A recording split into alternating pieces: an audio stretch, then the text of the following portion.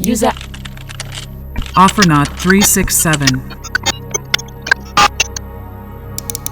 Mission Afrofuturism research. Search for artist Camille Turner. Searching area for Camille Turner data point.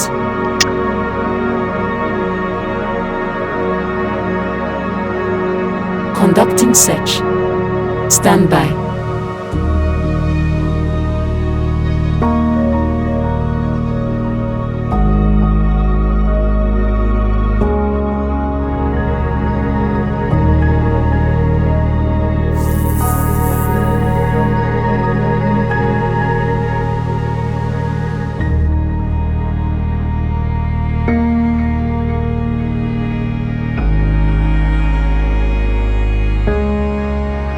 Camille Turner data point accessed. Loading file. Yeah, so Camille Turner is such a staple. Her work, translates the generational experience using science fiction. Found interview with Camille Turner. In my work, I use Afrofuturism as a way of thinking from the future, to look at the past, to shed light on the present. So for me, Afrofuturism is a stance. It's a place to stand, to really have some perspective. I was introduced to Afrofuturism through hearing the stories of the Dogon people of West Africa.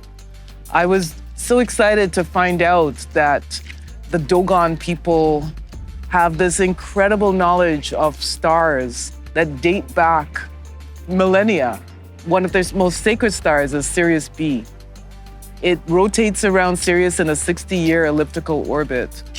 Westerners didn't know about the star until the Hubble telescope was invented and until they could verify the existence of the star. And I was always amazed. This is a part of their history. This is a part of their stories. And so that was my introduction to Afrofuturism. I thought, well, that's so inspiring, and they say that their knowledge of the stars comes to them from the Nomos people, from Sirius B.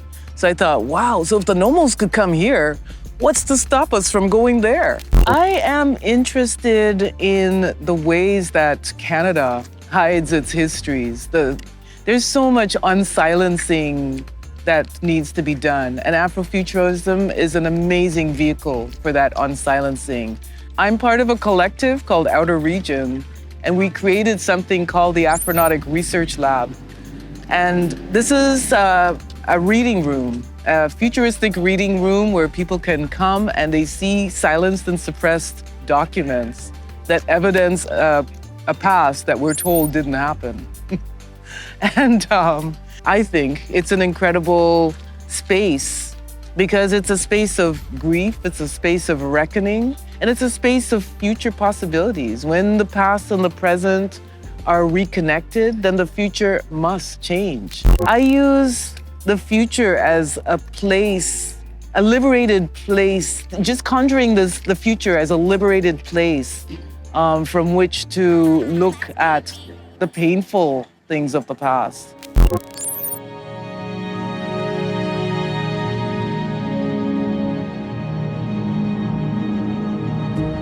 Thank you to Camille for uncovering hidden Canadian truths for future generations to engage with and heal.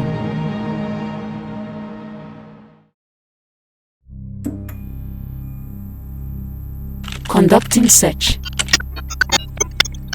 Searching area for Charles A. Saunders data point.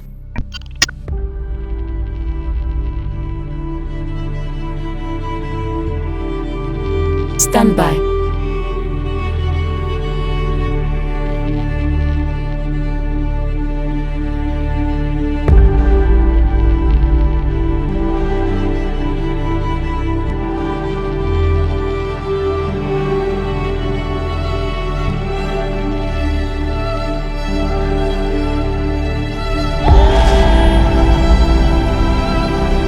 Charles A. Saunders data point accessed.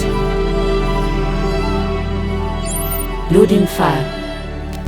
Charles R. Saunders was a pioneering African-American writer, editor, and journalist best known for his contributions to the sword and sorcery genre with his creation of Sword and Soul. His work is most famously embodied in the Immoral series. Well, I first knew Charles as an iconic columnist about Black issues in Nova Scotia. In the 1990s, when I was a teenager, he was just about the coolest writer in the province. His picture in his column, everybody knew it. And if you ever glimpsed him in real life, you saw he'd had a treat that day. And then when I started working on the Halifax Daily News, I knew him as my boss. He was my editor at the editing desk. Born in Pennsylvania, Saunders later moved to Canada, where he spent most of his life. He was a prolific writer. To work with Charles in person was amazing. I mean, his wealth of knowledge about writing at the time, I didn't even know he wrote fiction. I didn't know he wrote fiction until he handed me a copy of Amaro and said, check this out. Charles Saunders, or Charles R. Saunders, as he's sometimes known. I don't think he gets talked about nearly as much as he should. His series, Imaro, was incredibly important to the genre. It was really, really good. I just read it this last winter. I thought it was really great. It really makes me sad that people just don't talk about it at all. They don't talk about it. They don't really talk about Charles Saunders at all. Another was that I went to a historically Black university, Lincoln in Pennsylvania. They had a collection of books on African history, culture, and so on. I started getting into those, reading those, and they helped to shape my consciousness. Then I was also reading a lot of fantasy and SF at the time. Let's say that the depiction of Blacks in those genres was not all that great. There were a lot of stereotypes in there. I could have just decided not to even bother with it, but I thought, I saw that there was plenty of potential for using these other things that I was learning and putting that into the genre. I had always been into writing anyway, just didn't have a focus for it. But I think what he was writing and what he wanted to accomplish was to create a true past of Africa, a past that we could celebrate and share, and that would inspire us to think about an Afrofuturism. And in a small way here in Nova Scotia, he did that for us. This is a book from the 1980s and the 1990s called The Spirit of Africville.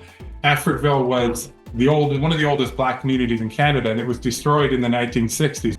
And so decades later, when they wrote this book, they wanted somebody to capture the spirit of Africville, to capture not the town built by the dump or the town that was destroyed, but the community that had flourished there for centuries. And strangely enough, they didn't choose somebody born in Africville, they chose Charles. And he described it as one of the most important things he ever wrote. And by rewriting Africville, he really created a new version of it for all of us, white and Black and other citizens of Nova Scotia, to see the beauty in it, to see the color, to see the lives, and to imagine that as part of our future too, not as just something in the past. He lived a long and hard-working life and dedicated himself to writing. His fans, we want to ensure his literary name lives on as well. So we've started the Charles R. Saunders Prize here in Nova Scotia for emerging writers. We've already handed out the first one.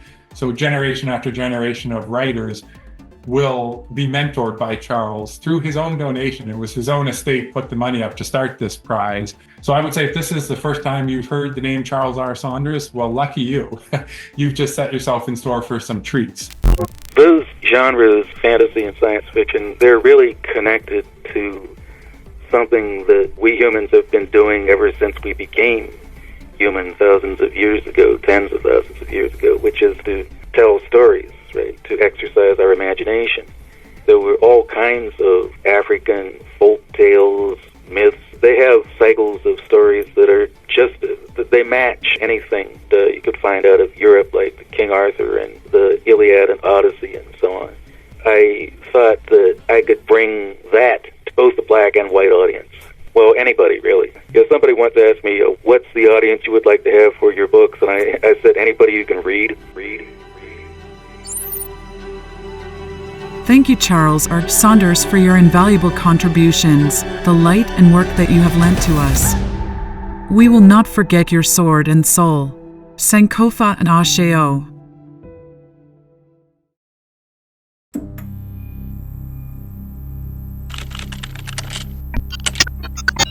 Searching area for Kapwani Kiwanga data point.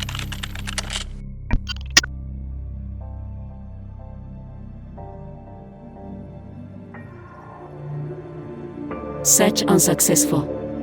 Interference detected. Operation. Remodulating. Interference clear. Resuming search. Gotcha. Data point found. Loading file. Kwani Kanga is a Canadian-born, Paris-based contemporary artist known for her interdisciplinary approach blending sculpture, video, performance, and installation. She uses her academic background to explore historical narratives, politics, colonialism, and social issues, often through the lens of Afrofuturism and science fiction. Kapwani Kanga is the first Black Canadian to receive the Guggenheim Fellowship for Creative Arts, US and Canada in 2023, the first Black Canadian artist to be awarded the Marcel Duchamp Prize in 2020, the Frieze Artist Award, the Ottawa Society for Graphic and Plastic Arts, Eton Dons Prize Award and the Sobi Arts Award in 2018. Kapwani is one of the most accomplished Canadian artists of the 21st century. In 2024, she became the first Black Canadian artist to represent Canada at the Venice Biennale, transforming the entire Canadian pavilion with her thought-provoking work. Kwani Kanga is one of the most brilliant artists working today. She's someone that is able to reflect and think and articulate very complex ideas and themes in her work. The materials that she uses are constantly informed by the place and the time in which she is. One of the most compelling aspects of her practice is her ability to intertwine historical narratives with contemporary concerns, making her work not only about the past, but also about the systems of power, race, and ecology that shape today's world. This working with materials, with different materials, and not repeating oneself, that's what I think is really exciting about what she does. It is only in engaging with the process of research that we can change the way that research relates, for example, to power, and we can tweak those relationships of power and perhaps begin to tell stories, not necessarily different stories, but the same story differently. Kiwanga's connection to Afrofuturism further enriches her artistic narrative. Her works frequently blur the boundaries of past, present, and future, speculating on alternative histories or futures that center African and diasporic experiences. In Afro-Galactica, A Brief History of the Future, Kiwanga imagines a futuristic universe where Africans dominate space exploration and knowledge production. Through these imagined futures, she critically addresses historical and present-day inequities while offering a reimagination of possibilities.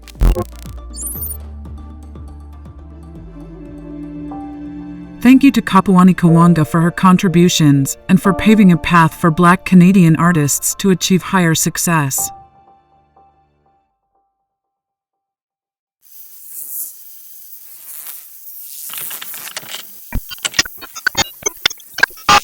Searching area for Nola Hopkinson data points. Accessing.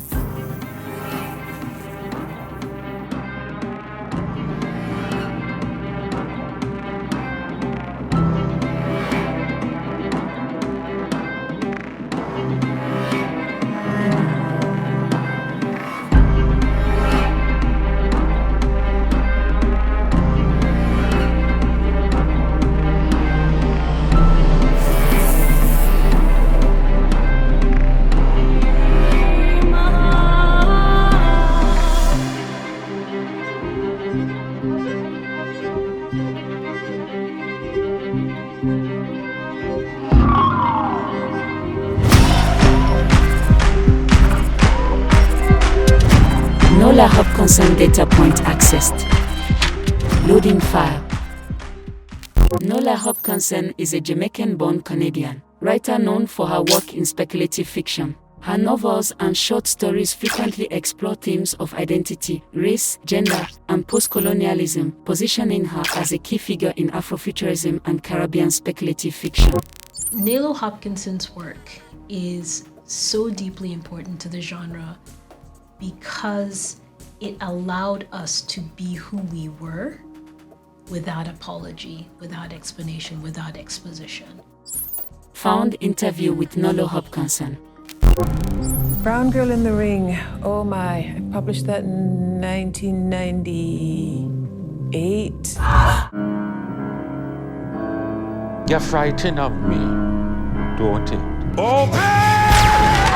I started writing the story where I had a female character who was seeing things. And then, being as I write science fiction fantasy, she wasn't going to be having illusions, they were going to be real. I can see the spirits that walk among us. It just progressed from there. It is technically my weakest, but it's the one that people grab onto. It's the one they remember. It is what it is, and I'm grateful for it. She was so unapologetic about bringing in her background, bringing in her sexuality, bringing in her history into her work. Never whitewashing her characters, using patois, using dialect unapologetically. So there is this desire almost to explain ourselves to the center. Nalo didn't do that. Nalo wrote her reality and expected the center to understand her, expected the center to do the work. She never wrote as if she was on the margins. She wrote from her own center, and she expected the work to be done not by her, but by the reader. It is a radical act for Black people to imagine having a future.